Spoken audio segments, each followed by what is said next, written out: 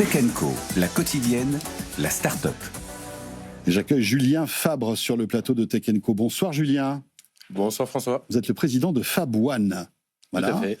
Vous êtes venu avec une petite mallette à l'intérieur, une montre qui s'appelle la Captrek, je crois. Peut-être avant de rentrer dans le détail de ce que cette montre fait, j'aimerais qu'on revienne sur votre parcours. Vous êtes un jeune ingénieur en mécanique. J'ai l'impression que vous êtes un peu passionné par les montres connectées parce que vous avez sorti une première version qui était destinée au grand public. Oui. Ça n'a pas marché. Oui. Et vous vous êtes dit, bah tiens, il y a peut-être des trucs à faire en B2B. Alors, c'est pas nécessairement que le grand public n'a pas fonctionné, c'est qu'on n'a pas pu aller au bout de notre démarche parce que, pour des raisons d'organisation, de levée de fonds, faire du hardware en France, je me rappelle, on en avait parlé la dernière fois, c'est vrai. C'est très compliqué. C'est très cher. Et donc, on a pris un peu de recul sur notre projet en 2023, suite à un échec sur une levée de fonds, pour essayer de comprendre ce qu'on pouvait faire avec notre technologie. 5 ans de recherche et développement, un produit développé, fabriqué en France, un système d'exploitation propriétaire, souverain. Et donc, on s'est rappelé d'avoir eu quelques rencontres avec l'armée française, d'autres forces armées également. Et c'est là qu'on s'est dit, on va développer des produits dédiés aux professionnels en proposant donc des fonctionnalités qui sont vraiment dédiées à des problématiques du terrain. Donc, cette Fab One, enfin en tout cas cette Captrek, puisque Captrek, Fab One c'est le nom de votre société, mais la Captrek c'est le nom de la montre. Vous pouvez nous la montrer un petit peu? C'est vrai que voilà, je parlais tout à l'heure de l'Apple Watch. Bien évidemment, ça n'a rien à voir. C'est beaucoup plus gros. Mais vous allez nous expliquer à quoi ça sert. C'est normal que ce soit plus gros parce que c'est dans un contexte, voilà, où il faut qu'on aille vite et on est équipé, on est chargé, etc., etc. C'est ça? Donc l'enjeu, effectivement, c'est que aujourd'hui, nos forces armées modernes sont équipées de smartphones, des smartphones tactiques qui sont portés sur le torse à travers une fixation plastron. Ça a plusieurs problématiques. La première, c'est qu'un soldat va porter un casque sur la tête qui fait entre 4 et 5 kilos. Okay. Et quand il faut consulter l'information à plusieurs reprises dans la journée, ça commence à faire lourd pour les cervicales. Donc il y a une première problématique qui est celle de l'usage. Ensuite, ces smartphones, ils sont équipés avec un système d'exploitation Android. Android, on est sur un système qui fonctionne plus ou moins proche de Google. Et on a vu ce qui s'est passé ces dernières semaines avec les F-35 européens qui se sont retrouvés bloqués, cloués au sol sur demande de Washington. On a des problématiques de souveraineté. Après, Android, j'imagine que c'est un Android un peu particulier qui est hyper sécurisé. Enfin, alors, ça me paraît pas évident, nécessairement, non? parce que ces produits sont issus du civil. Okay. Ils vont avoir un certain nombre de fonctionnements. Je pensais que c'était des téléphones fabriqués en fait pour les militaires. Non, du tout. Ça va être du Samsung, ça va être des produits Android assez classiques. Donc, on a la notion de l'usage, la notion de la souveraineté sur le traitement de l'information. Et c'est là où nous, on vient se positionner. C'est qu'à travers un écran qui reste suffisamment grand pour apporter ce qui s'appelle de la connaissance situationnelle aux combattants en temps réel sur le terrain, ça lui permet de pouvoir consulter la position des amis, la position des ennemis. Ça lui permet de pouvoir communiquer par une messagerie texte privée intégrée dans le produit. Donc dans le cadre où une radio n'est pas forcément utilisable pour des problèmes de discrétion, eh bien ça permet d'afficher du message. Ça permet d'avoir des applicatifs vraiment dédiés, spécialisés par rapport à des besoins pour des tireurs d'élite, des tireurs haute précision. Donc avoir de l'information en temps réel sur le produit pour pouvoir ajuster son tir. Des choses vraiment très spécifiques qui vont répondre à des besoins du terrain. Alors, est-ce que cette montre est autonome ou est-ce qu'il faut qu'elle soit connectée à un smartphone? Alors, elle est autonome dans le sens où elle peut traiter de l'information in situ dans le produit. Par contre, elle vient s'intégrer au réseau tactique existant, à la bulle tactique qui est déployée sur les Donc c'est un relais en fait du smartphone. Alors pas forcément un relais, on vient remplacer le smartphone dans certains cas d'usage, où on vient se connecter au système de communication, système radio qui est déployé sur le terrain pour pouvoir faire transiter de l'information et l'afficher sur notre produit à la place d'un smartphone.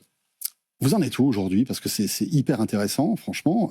Et puis ça fait plaisir de voir qu'il y a des entreprises françaises qui arrivent à sortir ce type d'appareil. On le disait tout à l'heure, le hardware, c'est un cauchemar. En fait. C'est un véritable cauchemar, effectivement. On part de zéro, c'est un cauchemar. Vous en vendez? Alors, on est à un stade qui est assez particulier, qui est celui de l'expérimentation. On arrive avec une technologie qui a été développée pendant 5 ans, qui sort de l'univers civil. Donc, quand on rentre dans cet univers défense, il faut pouvoir montrer patte blanche.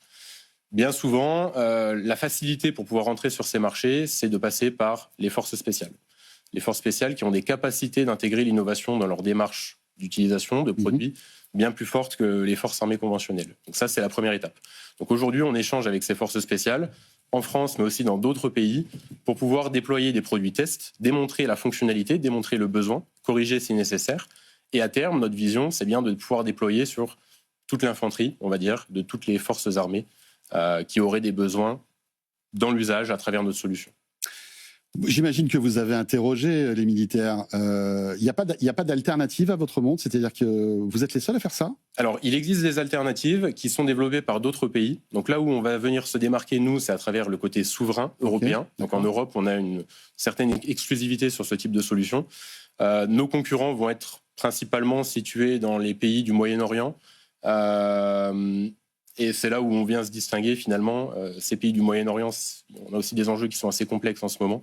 Donc ce produit franco-français apporte beaucoup de valeur pour les utilisateurs. Je ne vais pas parler du prix, mais je vais parler simplement de l'autonomie. Aujourd'hui, j'imagine que lorsque les militaires partent comme ça en mission, c'est pour plusieurs jours.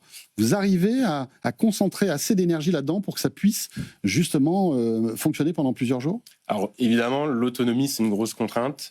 Aujourd'hui, on est capable, sur un mix d'utilisation, en fonction des protocoles de communication qui vont être utilisés, d'apporter une autonomie moyenne de 24 heures en opération. Okay. Donc, par contre, on a la capacité de venir interchanger la batterie. Donc, on propose des batteries supplémentaires pour améliorer et augmenter cette autonomie sur le terrain.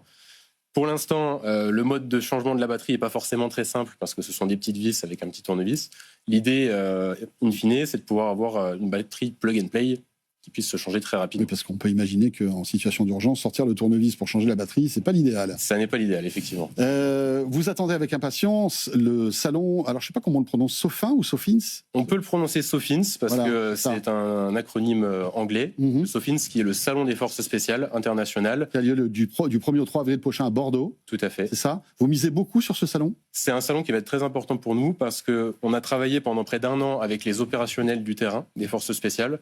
Maintenant, c'est l'occasion de démontrer les différents cas d'usage qui ont été réfléchis ensemble et de pousser la solution auprès des décideurs, des états-majors par exemple, mais aussi auprès d'autres unités à l'international. C'est un salon international et ça va nous permettre d'avoir une belle visibilité, une belle vitrine et surtout de dire, regardez ce qu'on est capable de faire en France. On a un produit souverain qui est développé en interne, on maîtrise l'électronique, toute la chaîne de valeur, on maîtrise le système d'exploitation.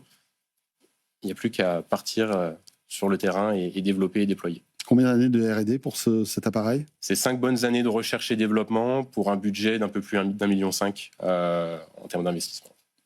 Eh bien voilà, ça s'appelle la CapTrek pour équiper entre autres les forces spéciales et j'imagine aussi d'autres contingents, enfin d'autres types de militaires en fait, non ? Oui, notre vision, alors d'autres forces militaires, les forces armées conventionnelles, notre enjeu c'est aussi de pouvoir équiper d'autres univers professionnels, tout ce qui va être industrie lourde, minière, gaz, pétrole, ce genre de domaine où on a besoin de pouvoir géolocaliser et sécuriser les opérateurs qui sont sur le terrain. Merci beaucoup Julien Fabre. Merci François. Vous êtes le président donc de Fab One avec cette montre connectée CapTrek pour terminer ce Tech & Co ce mercredi soir. Merci de nous avoir suivis, toujours un plaisir que de vous accompagner tous les soirs de 20h à 21h30. On sera là demain jeudi, dès 20h pour Tech & Co. Je compte sur vous et à demain. Tech & Co, la quotidienne sur BFM Business.